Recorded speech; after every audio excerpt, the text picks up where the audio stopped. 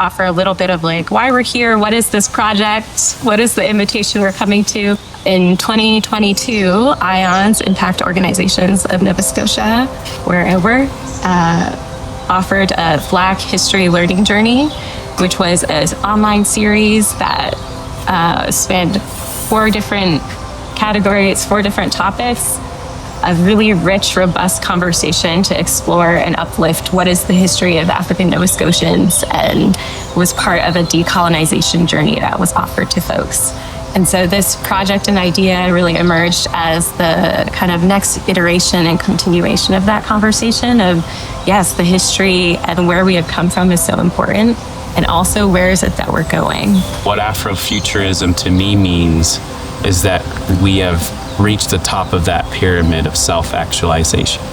And our community as a whole is able to operate from this place of self-actualization and from this place of deep sense of healing.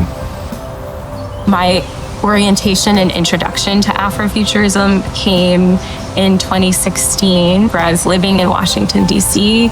at the height of a lot of political turmoil and having conversations about having children and wondering, like, is this a world I want to bring children into? As a people of African ancestry, we hold so much trauma inside ourselves.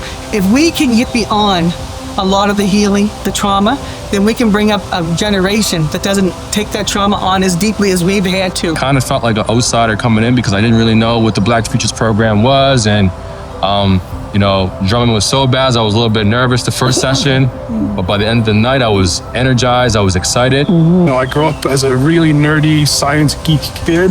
I always felt I wasn't the version of Blackness that the media was telling me I was supposed to be. And events like this and Afrofuturism allow me to feel like I can be a nerd. Octavia Butler is the icon of this movement, and she allowed us to think differently about what it means to be Black in the future. So that's what Black Futurism and Afrofuturism mean for me. Black Futurism is really to create a Black future for my children, for my nieces, for my nephews, for the youth that are coming up, to have hope to be able to make it in this life that is not filled with hate, racism, oppression, and discrimination. Black Futurism is more of a felt sense of freedom. I found myself at the African American Museum and was reading stories of folks who were enslaved, who had dreamed of freedom, and they didn't know what that looked like or could imagine being free. The invitation to be here is to be in a space of imagination. My work is kind of central since I'm a researcher in Afrofuturism at the University of Bristol. For me, it's very much about thinking about a liberated future where Black bodies are free to be whatever they need to be. Future for Black people ultimately needs to start up here. Black Futures means forward movement of our community. Symbolize just progress in different industries. Us moving up the ladder in this, I guess, Eurocentric world that we live in. Black Futurism, 50 years from now, shifted the 21st century by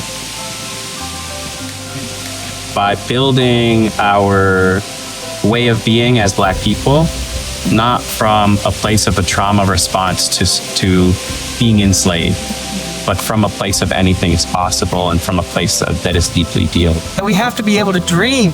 We have to be able to think ahead so that we start thinking that we can be the heads of these organizations.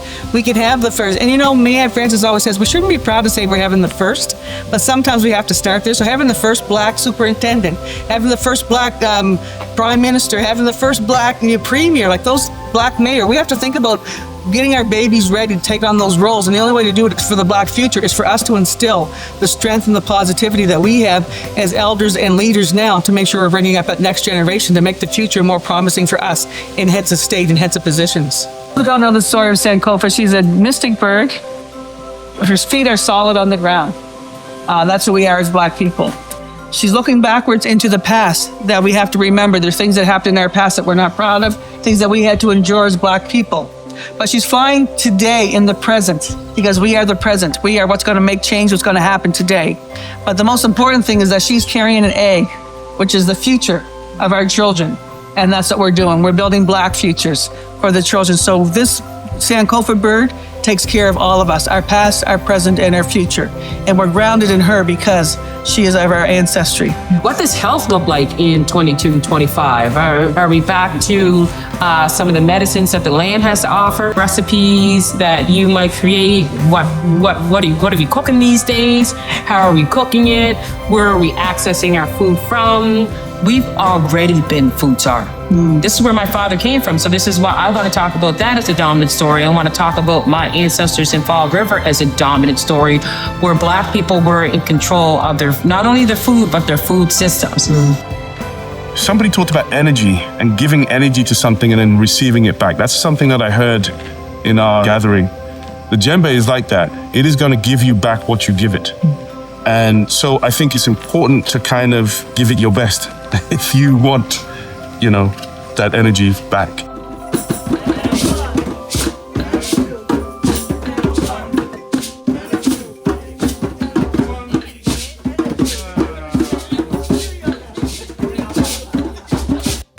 Creating our own things to create leverage, right? And be able to be self-sufficient. I believe that it is our birthright to belong. And just by way of being born, our survival is based on belonging to a community. And we need as much help as people are willing to give. Yeah. And we shouldn't feel ashamed of that. We shouldn't feel less than working together or getting a bit of help. And I just believe that is the way forward to a better future. This idea that we are, yes, freedom is in our veins and our birthright, that is the work we are doing. And now, yes, have a 5-year-old that I do this work for him, and for me, the future, I have to imagine a different world and what is the place that I want him to live in and to be. So I believe that we are in an imagination battle, and almost everything about how we orient to our bodies is shaped by fearful imaginations.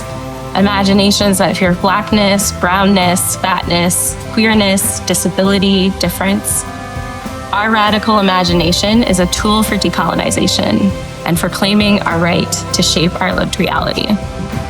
So, this work being so important in that journey of our claiming of the future, and to be able to shape it in a way that is centered in the richness of our multitudes and Blackness.